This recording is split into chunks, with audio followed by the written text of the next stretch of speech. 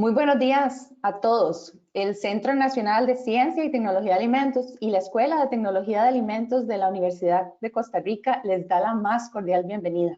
Les saluda a su servidora, la doctora Jessie Usaga, en representación de la red de investigación Fruit Value. Esta red de colaboración internacional está conformada por investigadores de la Universidad de Costa Rica, de la Universidad de Hessen en Alemania, la Universidad Cornell de los Estados Unidos, la Universidad de Groningen en Alemania, el Instituto Fraunhofer, la Universidad de Sevilla en España, la Universidad de Dakota del Norte y la Universidad de Bonn en Alemania.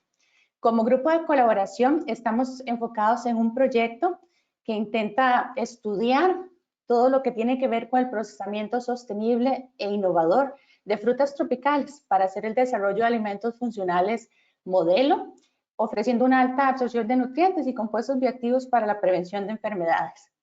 Este seminario es el primer evento que se transmitirá en el marco de actividades de transferencia de esta red, que hemos denominado Innovación en jugos y bebidas, procesamiento inteligente, salud y oportunidades de comercialización. Este evento llega a ustedes gracias a la colaboración de nuestro expositor invitado, a la organización de la Universidad de Costa Rica y a nuestros amigos de ILSI Mesoamérica, quienes amablemente facilitaron la plataforma para poder realizar este evento. Sobre la dinámica del seminario, vamos a tener una presentación oral, una ponencia oral de nuestro expositor y seguidamente abriremos una sesión de preguntas y respuestas. Pueden compartir sus preguntas en la plataforma, en el chat de forma escrita, lo pueden hacer ya sea en español o en inglés. Les agradezco si van desarrollando las preguntas a lo largo de la presentación y al final yo las compartiré con el expositor. Si el tiempo no lo permite cubrir todas las preguntas, entonces compartiremos sus inquietudes con el expositor para que eventualmente él les pueda facilitar una respuesta vía correo electrónico. Vamos a ver, sin más preámbulo, este es nuestro expositor invitado.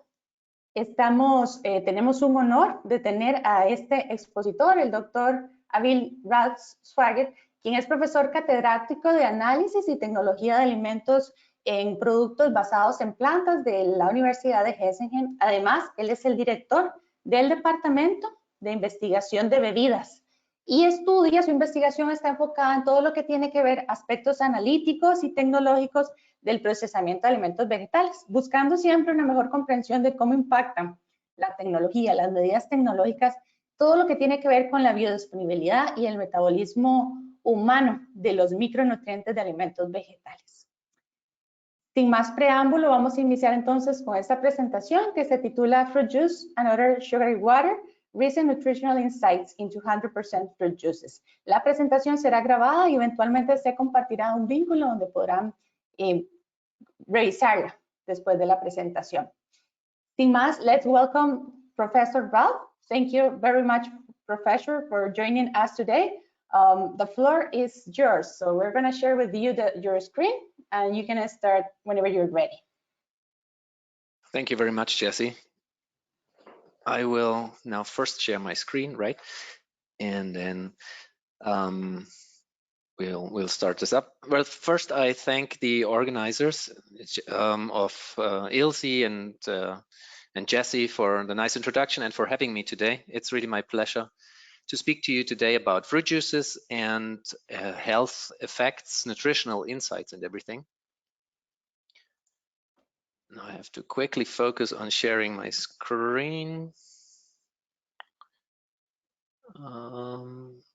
Is it there already? Can you see it? Yes, we can see it. Okay, super. All right.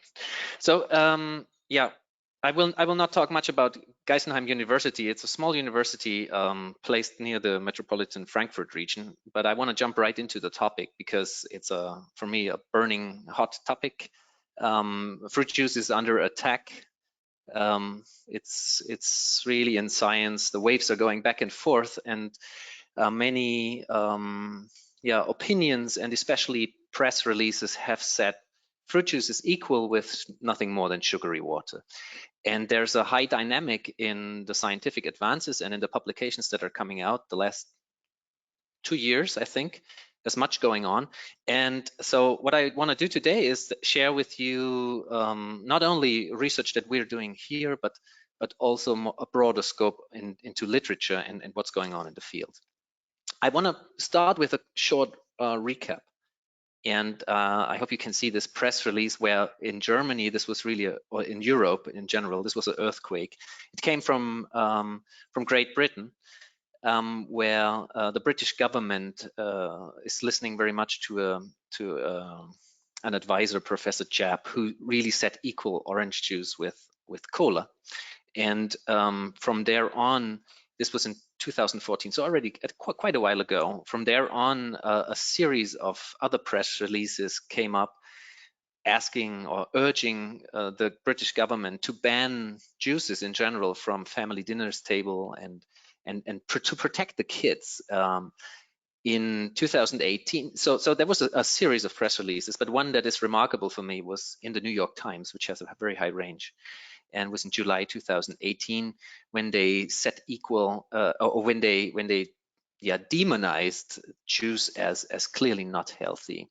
And the massive thing about this press release was that these were professors of pediatrics, so quite a serious attack.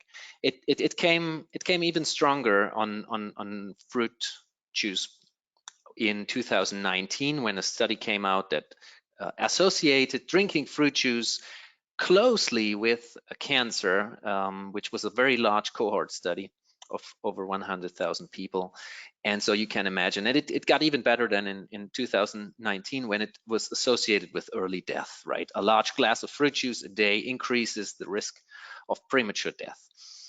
And so you see like a kind of an avalanche of bad news was really coming up to this. And the question is how to deal with these publications, because at the same time there were other publications coming out showing other results and favorable results, so consumers were left quite confused with this.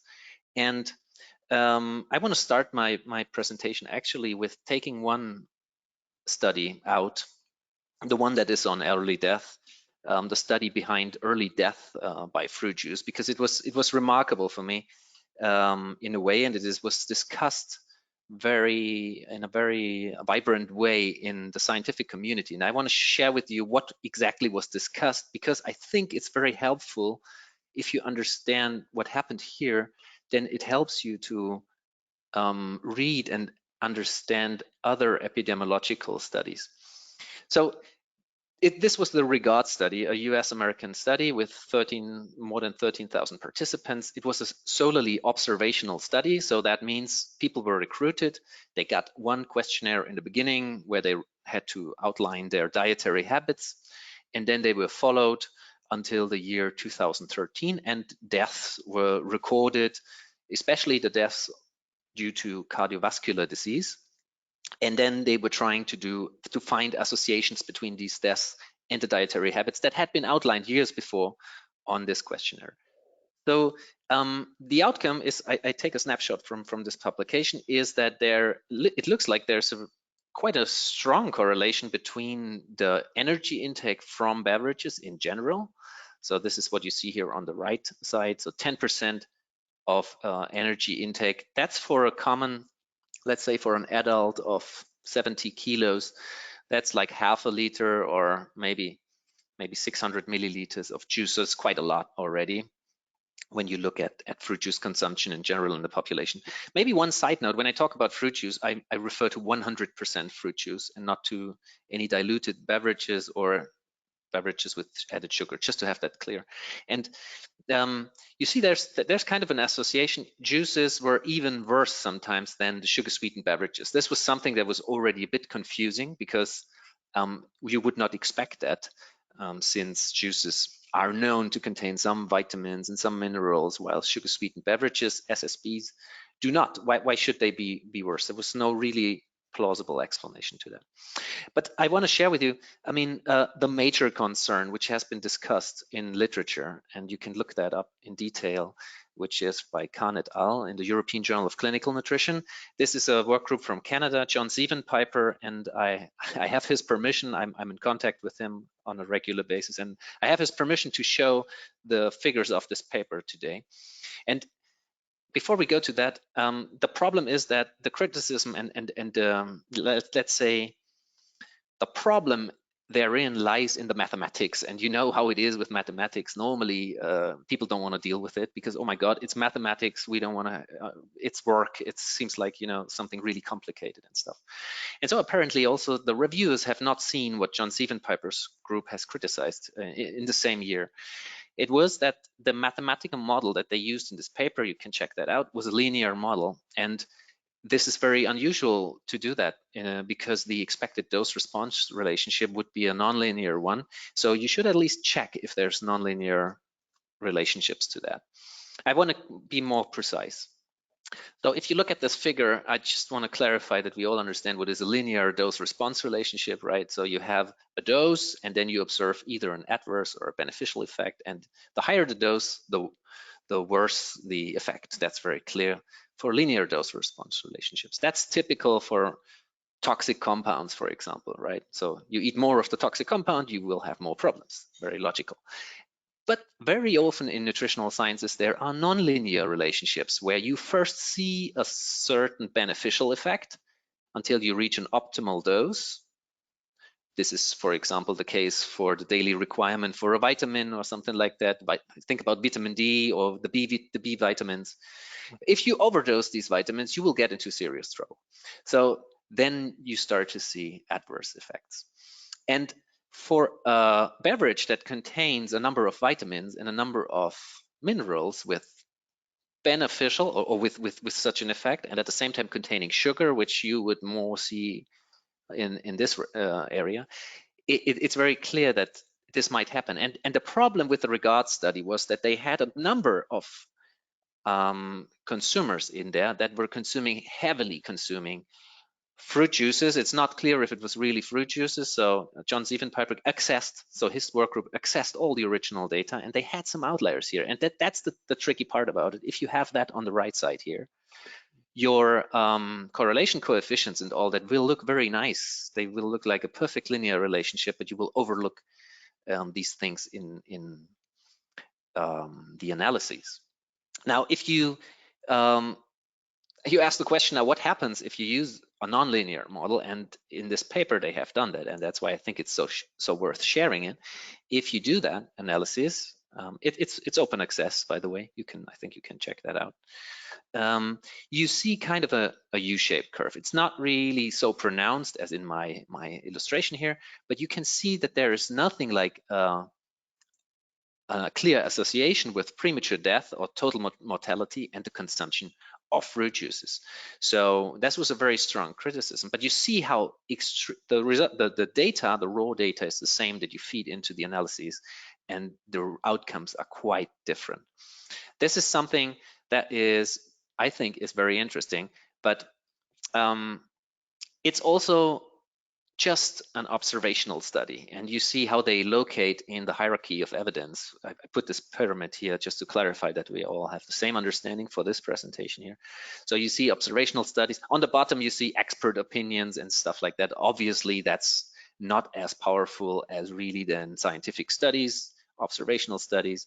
And then the higher value evidence are really randomized control trials where you assign treatments and where you have all these scientific features. Don't want to go too much into detail.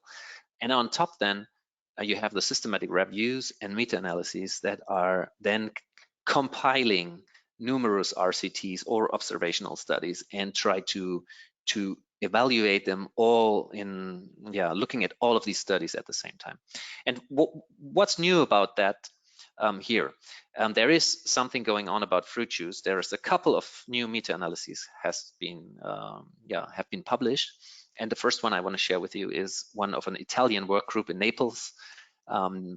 Delia et al.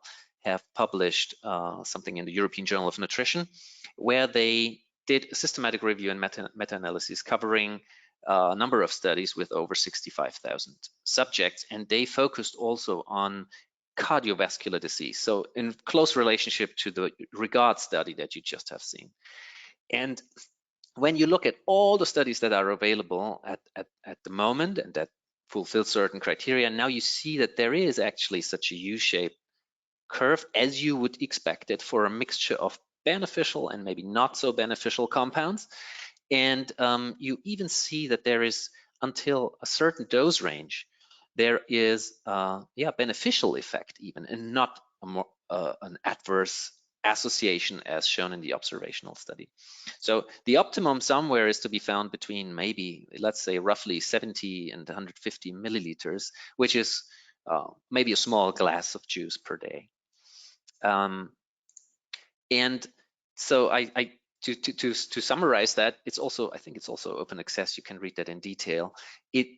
If the juice intake is low to moderate, and you see the number here, then it's clearly not associated with adverse effects on cardiovascular health, and it even leads to benefits, even with cardiovascular risks. For example, the risk for stroke was up to 22% lower, and not any other harmful effect was observed. While when you overconsume it, so you see that there it's somewhat flips if you go beyond, let's say, 300 milliliters or so, but there's a large confidence interval anyways. So exactly, it's the dose that you ingest that really makes the difference. Similar results were just published in 2020, same thing, systematic review and meta-analysis, which is here again, the work group of in Toronto by John Sievenpiper. They had now 125,000 no, look, 4 million individuals with 125,000 cardiovascular diseases. So these were cohorts that are also from the observational study, not only RCTs and stuff like that, but when you extend that even more, then you get basically the same findings that that fruit juice is not harmful. And more interesting, this paper focused on all kinds of fruit and vegetable sources, so also fruit purees or the fruit itself and the vegetable itself, but also fruit juices. And there you see that there's a lot of benefit, especially from citrus fruits and palm fruit, so like apples, or especially then also the vegetables like the alliums and so onions and stuff like that, carrots, cruciferous and green leafy vegetables. They have very strong associations with that. The important message from this paper is that irrespective of the fruit source, you always have a beneficial effect. You don't have cardiovascular harm, irrespective of the fruit source. Now, this is something that is kind of a change, because until then, predominant press releases focused very much on the studies that associated harmful effects. Now we see that changing, and I definitely wanted to share that with you. But now you asking what's the reason for that? I mean, why do we see these benefits from 100% fruit juices, and which we actually do not see for sugar sweetened beverages, right? So there's not this U-shaped curve.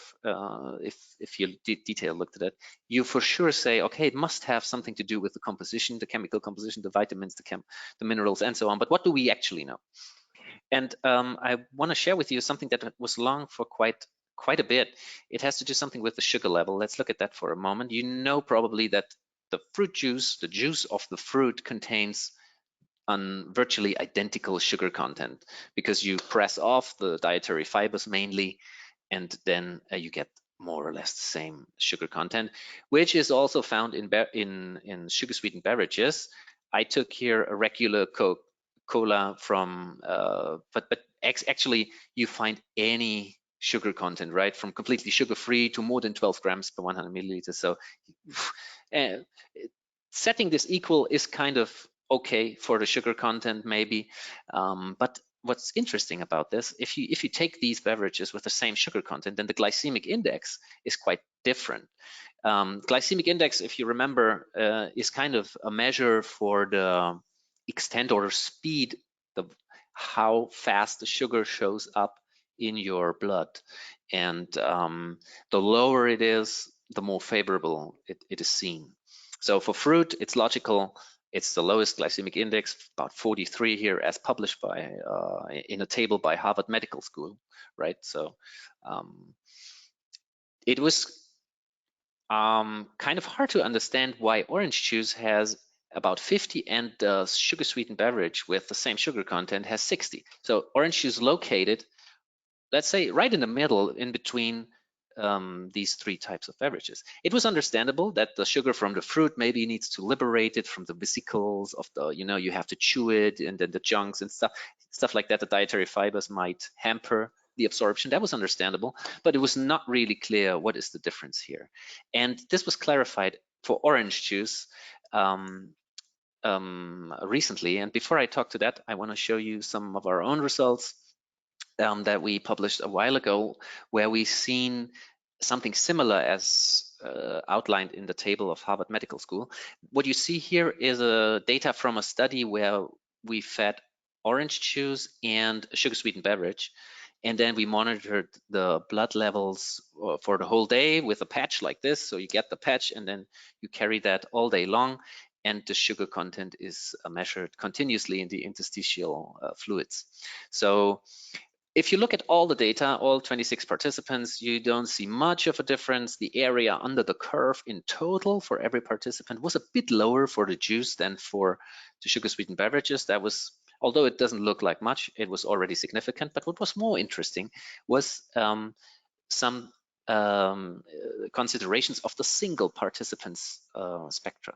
And if you look at the sugar curves here, what you can see is that for the sugar sweetened beverages, the spikes, the sugar concentration that are leveling up here are really more pronounced than when people consume the juice. This is true for most of the participants and can be quantitated by the so-called MAGE index, mean average glucose excursions, which were significantly higher for the sugar sweetened beverage than for the juice. So the question was, why is that? Why is the glycemic index higher, and why don't we see these sugar spikes in the blood? And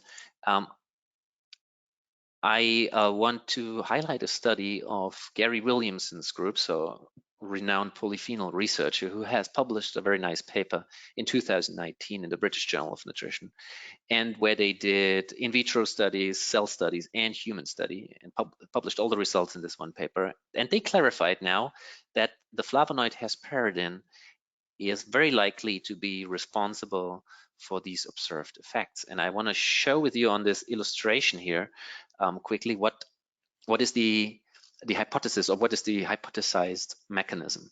When you consume a sugary food, whatever it is, then glucose in the lumen, in the digester, and fructose, they will be resorbed into our intestinal cells. And this is not a passive process. There are active transporter proteins. So the sodium glucose transporter protein 1 is responsible for getting in the glucose, and then the GLUT5 protein gets in the fructose into the enterocyte cell, and then GLUT2 transports both of these sugars into the direction of blood circulation, right? So that's quite well understood. But what is new now is that hesperidin, which is a polyphenol found in orange juice, is acting heavily on the GLUT transporter family.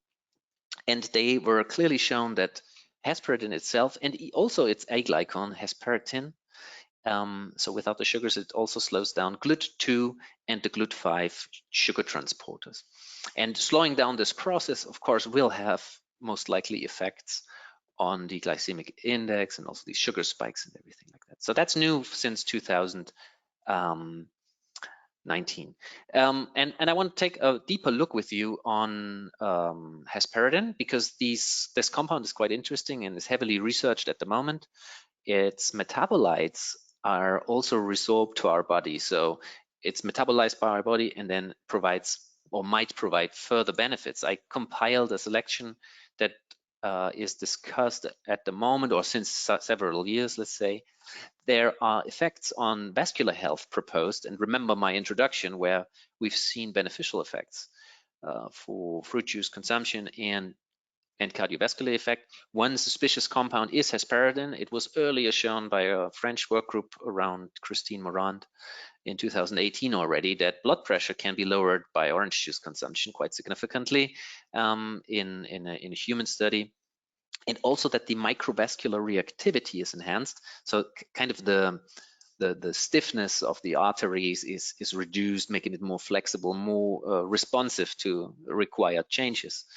And this has been shown in these papers. And what was interesting, maybe just to take a quick deeper look into it, is that you see here the results of skin blood flow, so a measure for the vascular reactivity, for the flexibility and all of the blood vessels and so on. So the higher, the better, you could say. You see when you take the placebo, which was a simple sugar-sweetened beverage, you get this result, which is kind of the benchmark here. And when you take the orange juice and the placebo with hesperidin, you get a significantly improved functionality here. Interesting was that orange juice seems to provide more than just the effect mediated by hesperidin. And the question is, what else is in there? You know that there is minerals like potassium in there, and potassium also has impact on blood pressure and so on, but this is not known at the moment, really not clearly nailed down. Other effects related to hesperidin, what is researched at the moment is a lot is done by David Vazur in the UK on cognitive function and brain health and disease. So they just published a nice review where they also outlined the path where they're going with their research. If you're interested in that, I recommend definitely this paper. And another thing that we're also following here in a study is the effect on uric acid levels. You know maybe that uric acid is a poorly soluble compound, and if the levels in your blood circulation reach the solubility limit, it crystallizes out, and the needle crystals, they then cause problems that are called gout in this sense. And what we've seen in this study with the sugar sweetened beverage and orange juice that I showed you earlier, which was quite surprising, I think, was that when the people consumed that for a longer period, so it was a 4-week period here, then in the sugar sweetened beverage, nothing happened with uric acid, so that was kind of not so interesting. But it was interesting when we looked at the orange juice data, and we saw a significant reduction of uric acid levels by the orange juice group. And it looks small here because the variability is high, so it averages out somehow, but it was significant. And if you look at the data of the single participant, so every spot here is a single participant, and the values down here in this quadrant of the graph, they have benefited from the consumption quite significantly. So this is also something that is not really understood. If it's really the hesperidin, is it the vitamin C, is it anything? And deserves definitely more research, especially because there has been another meta-analysis. You see, I'm kind of a fan of his work group because he published quite many things during the last 2 years on fruit juice. So John Stephens and Piper's group again evaluated in a systematic review and meta-analysis the effect of fruit juice or in general fructose containing sugars and foods on blood uric acid levels, and they find that similarly, it depends very much on the source of the fructose containing food. If it's a sugar sweetened beverage, you see tendentially you see an increase of uric acid, but you don't see that for 100% fruit and 100% fruit juice as well. You don't see that effect. So I think if you're interested in that, you can also do further reading here. So hesperidin is something that we are interested here too, and we I would like to share with you some other results that we published earlier during my time at Hohenheim University. Still, that was, and again we did a human study where we fed people with fresh oranges and gave them also at the same time orange juice. And what the first thing you notice on hesperidin is that hesperidin is, since it's present in the white parts a lot, is very rich in the oranges, while it's not so much in the orange juice. Still quite a decent amount, but you see the relationships here is more than double in the oranges, but these ratios can vary. In this study, it was like that. And when we looked at the blood and the metabolites, here in this case in urine, we noticed that this difference was not reflected anymore. So we saw an insignificant difference in the urine levels, which means basically that the bioavailability has out-leveled any difference in the food, and the same amount, or like literally almost the same amount, has arrived in the bloodstream. Why is that? We were wondering. I mean, you could look at the single metabolites, but I think I will skip that. So hesperidin is metabolized to a number of metabolites that we were looking at here. And the one hypothesis that we are following up is that it might be caused by the poor solubility of hesperidin, because you need to know that it's only 5 to 20 milligrams per liter that is actually soluble in the juice and or the fruit liquid, and then also in the digestive fluids. But you see how the levels are, even in the juice, the levels are far beyond the solubility limit, and it might be that might be an important factor. In this study, we also looked at other compounds like provitamin A, carotenoids like beta-carotene and beta-cryptoxanthin or zynoxanthin. They are all provitamin A active, and we saw that that was actually something that we already almost would have expected, that the juice provided a significantly higher amount of lutein. So you see here the time after consumption of the test meal and then the blood levels on the vertical axis, and it's a steeper increase. And if you look at the total area here, you come to the conclusion that the bioavailability of provitamin A from the juice is much higher, I think 1.8-fold higher than from the fresh fruit. This was kind of plausible because dietary fibers have earlier been described to hamper the absorption of carotenoids. But what you also get from orange juice is zeaxanthin and lutein, two carotenoids that are important for our visual system. They are deposited in the macula lutea and the whole retina actually, but especially in the macula lutea, where they protect our cells of the visual system from damage, especially by blue light or eventually arriving some of the UVA, and might be important to prevent also chronic diseases like age-related macular lutea, macular degeneration. Sorry, yeah. So maybe a last point that I inserted, because I talk a lot about orange juice now, and I want to flip over to some other products and also to some other health effects, oral health, because fruit juices are also heavily criticized, of course, because of their sugar content, but not only in terms of cardiovascular disease, but also, with caries or tooth decay. And there are some interesting findings I'd like to share with you that have been published in the last years. This is a study, or these are results from a study which we did at Hohenheim University in collaboration with Würzburg University. And what if you follow me here first to the bottom, the participants of the study received, on the one hand, a placebo beverage and a treatment beverage. The treatment beverage was actually a vegetable juice. We had to use lettuce juice here. The only prerequisite was that it was nitrate rich. We wanted to use red beet juice because that's kind of popular here and more popular than lettuce juice. But the dentists at the clinic said you cannot use red beet juice because it's red. We don't see the effect, and it's kind of hampering our work. So we went for lettuce juice in this case.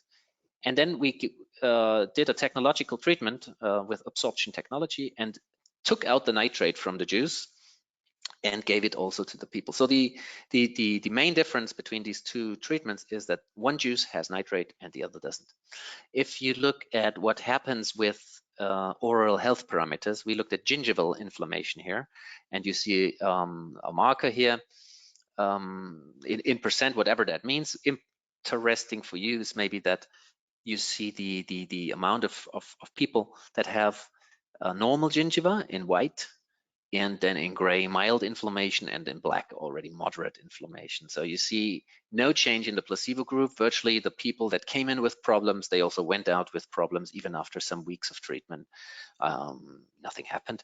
But the people that received the nitrate-rich juice were quite significantly changing their inflammation status. So you see here the people without any problems increased to almost 80%, while the people with mild and moderate inflammation significantly decreased. And these results, we're not alone here with these results. There are other papers. So the work group in Würzburg around Professor Schlagenhauf is following this up. They published another one into this, and they believe now that it's actually the oral microbiota that is also coming into play. It might metabolize the nitrate to nitrite and thereby mediate some antimicrobial effects. And there's a nice review in Scientific Reports about nitrate as a potential prebiotic for the oral microbiome. And I wanted to share that with you because nitrate has always been considered to be a bad constituent of vegetables, actually. And it might be that we see that we're in the middle of at least a partial change of paradigms here. So, and now a quick look what we're doing here at Geisenheim, I think maybe might be interesting for you too. We also look at the effect of other compounds on karyogenicity, so tooth decay. At the moment, we have a project that runs and is trying to seek if the polyphenols in fruit juices, especially in apple, because that's important in Germany, might help to avoid tooth decay or at least reduce a little bit the karyogenicity. So we're asking the question, is apple juice, for instance, is that the same, is it as bad for your teeth as a common sugar-sweet beverage? The sugar topic is very important in Europe. It's in the media, it's in the presses everywhere. So we're engaging also in some sugar reduction projects where we want to employ membrane and fermentation processes and stuff like that. And last but not least, we're engaging together with the European Fruit Juice Association in a study called Hesper Health, where we want to follow up on the cardioprotective effects of orange juice. How is that? How come? We partner here with our clinical partners, our clinical investigators from INRA and the Clinical Research Center in Clermont-Ferrand in France, while at Geisenheim we're doing the beverage production and also the analytics of the blood and everything, of the metabolites. And in this study, you can read something on clinicaltrials.gov. The protocol is published there if you want. And people will receive the orange juice, about 300 milliliters of an orange juice, and then they will get a placebo, right? So a sugary drink with the same sugar content, but without any hesperidin or any other compound. And a third drink will contain the same sugar amount and added hesperidin in a pure form. So we want to find out again, what is the contribution of hesperidin here? And yeah, this study has also already been followed up by some media, because it seems to me like that orange juice is kind of, at least for some European countries like Germany, is something that is considered healthy, and that it's very confusing for the consumer if a product that is never been seen very critically is all of a sudden demonized by the scientific community. And I think we urgently need more studies here to clarify this as quickly as possible to avoid consumer confusion as far as possible. But my first question is I think from scientific evidence, we can already answer this question, that fruit juice is not just a sugary water. It's full of phytochemicals with beneficial actions, and I hope that I was able to give you a sense of that and the current research that is going on. So for now, I thank you for your attention. I would have liked to see some of you maybe next time, but I'm looking forward to the discussion now, and I think I hand back to Jessie now, right? Thank you very much, Professor, for sharing your insights and expertise in this interesting topic. Basically, it's pretty much different from we have heard in the last 10 years, so it's quite interesting. We have a couple of questions that the audience have submitted here, so I'm going to share them with you. Y solo como un recordatorio, si los participantes tienen alguna pregunta que desean compartir con el profesor, les agradezco que la escriban en la sección de preguntas para poderla leer. Let's start with the first question. It says that What about the statement that juicing is not healthier than eating whole fruits and vegetables? What do you think about that statement? Yeah. So the question is, if juice is not healthier than eating the full fruit, if that's right. I think, of course, the full fruit for me is the golden standard. You know, if it's fresh, if it's nicely yeah, full with vitamins, then you of course you get the full package. So you get the vitamins, you get the dietary fibers and everything. But very often, if you look at the data on the campaign 5 a day, for instance, very few consumers in Europe and the US, I don't know about Central and South America, but very few people manage to eat 5 portions of fruit and vegetables per day. So at the moment in the European Union, it's allowed to replace 1 portion of fruit with 1 portion of juices. And I think it's not justified to take that juice out here from all what we see in the data. It's healthy, but you don't get everything, right? So you separate the dietary fibers especially, and the juices are very low compared to the fruit. And some phenolics are also richer, as I showed, in the full fruit. But it's better to have a glass of fruit juice, much better than nothing, right? Sure.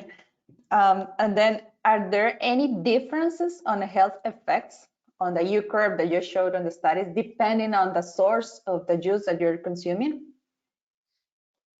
Yeah, I mean, that's a very good question, and we discussed that a lot because let's say if you do that analysis and you try to decipher the juices, you will notice that most of the studies have been actually carried out with orange juice. And orange juice is particularly rich in vitamin C and this has paraffin, also potassium. It's folate in there. So it's probably a good choice to do this with orange juice because it's already powerful, right? But I'm full of hope that we can see these effects with other juices too. If you look at all the meta-analyses where they actually try to decipher that, you see it also with fruit juices in general and not just with orange juice. So, but I think we need more research on that. Orange juice is simply the most studied one because it's also economically very important, right? It's worldwide the number one, and we cannot say that at the moment, I think, very, very clearly. Okay, thank you very much. We have another question regarding hesperidin that you talk about in orange juice. How stable is that compound after pasteurization, like regular heat treatment, traditional heat treatments? That's very stable. We've seen, if for instance, in the study where we just produced the beverages and really monitored every molecule of that precious compound, we see virtually no decline.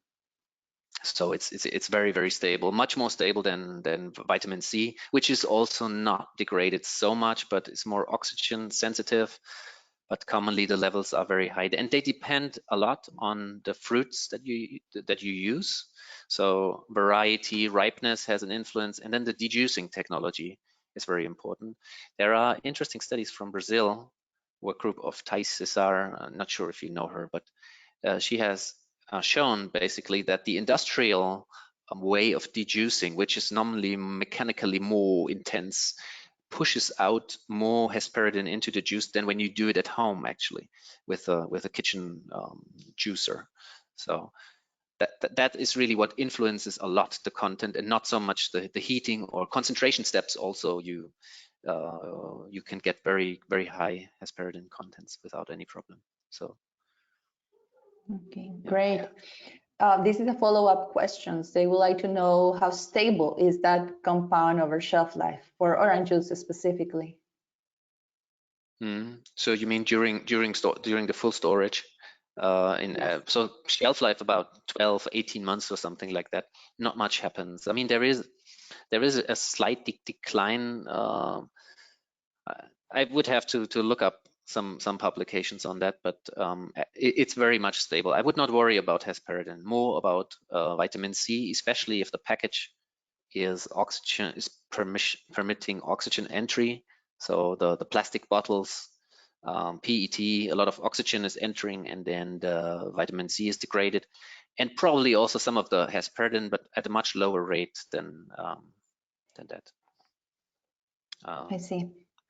Let's see.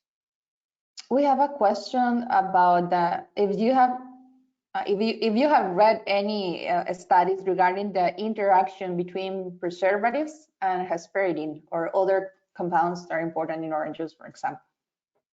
If there is any relationship. Yeah, I'm not aware of that. It's probably also because a lot of research really focuses on 100% fruit juice, and at least the European legislation does not allow the addition of preservatives at all. And I also think that it's quite not needed a lot if because fruit juices are normally acidic, and common pasteurization preserves them for a good shelf life. So I'm not aware that there are any studies. With other compounds, I would be very full of hope that there are interactions, especially with vitamin C, because the uric acid story, for example, when you look at gout, there is a plausible mechanism, which I could not share today, but there is a plausible mechanism how hesperidin could do it and could help. But there is also a plausible mechanism, and there's strong data even on vitamin C. So it would be really a surprise if these two compounds do not help each other out, and the mechanisms are different. So they're not acting on the same position. So it's very likely that they have a beneficial effect, and we want to find out in the future. But this would require another study where you actually have beverages that alternate these factors separately and then together, and so there's work to be done. There's no such study at the moment. There is room for research on the topic. Yes. I mean, that's good because I have I think 30 more years to go until retirement. So I'm happy that there's some white spots on the map. You have topics now from the audience. Marvin Soto from the University of Costa Rica says, hi everyone, most of the studies are focused on orange juices, but what about the consumption of polyphenol-rich fruits, for example, juices from berry fruits? Yeah, absolutely right. Orange juice is the #1 that's been studied. I think the red berries, the anthocyanin-rich berries, are also quite nicely studied. I'm not sure your question referred to the fruit or the juice or both, maybe. So for the fruit, I think we had a quite clear picture that fruit consumption is healthy. Although I hear from some nutritionists in the US that there are tendencies to even, let's say, not recommend fruit consumption so much anymore, because fruit also contains a lot of sugar. And there are some that are trying to, for instance, establish the common word in the recommendations, that you don't say fruit and vegetables anymore, that you say vegetables and fruit. So I just read one citation of a scientist, maybe I remember the name in a second, that said it should not say anymore an apple a day keeps the doctor away. It should say drop the apple and walk away, because it contains too much sugar. And for me, this is kind of, I don't know what I think about that, because the consumer consumption confusion will be enormous if you read about that. They don't even manage yet to eat fruit and vegetables in that portion. And if you if you say something out there, that's problematic. But to come back to the question, I think we would definitely need more studies on the berries, on other fruits, and yeah, hope for financial support that someone sees also interest in that. I think orange juice was just the most attractive one. Yeah. Thank you. We have Not sure what is the here. Maybe I can ask one back. What is the most popular fruit juice in Costa Rica? Is it also orange juice? What is consumed a lot, or more? It's the number first. Yeah, for now it's the number first. And then we are important producers of orange concentrate, so it is very important for Costa Rica. We have a question here from Oscar Viquez. He says, how about the fiber quality and bioavailability between juice compared to whole fruit? Are remarkable differences or advantages depending on the source? He's talking about fiber.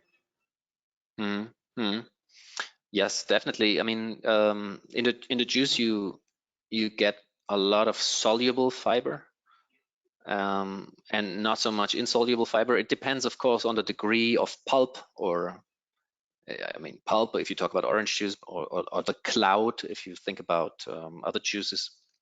And the composition is of course different.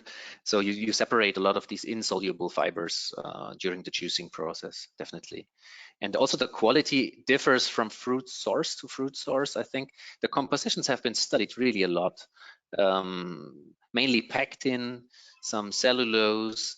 But what has not been studied so much is what is really the effect on the microbiota in the colon.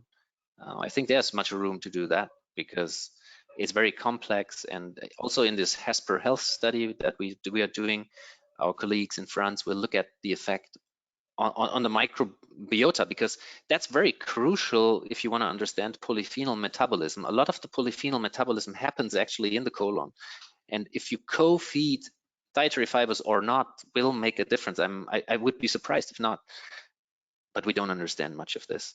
So for instance, in this study where I showed the orange juice and the fresh oranges and how different the bioavailability was, we saw people that were like almost non-metabolizers. So they absorbed the hesperidin mostly in the intact form of hesperetin. And there were other people that smashed the hesperidin into very small molecular metabolites, completely almost. So strong metabolizers. And the question is, why is this happening? It's probably the microbiota. But there's a lot of things to be researched on dietary fiber. I think it would be a trend. I would be surprised if it's not a trend. Also in Costa Rica, to enrich foods with dietary fibers is very popular in Europe. But it's difficult for the technologists, because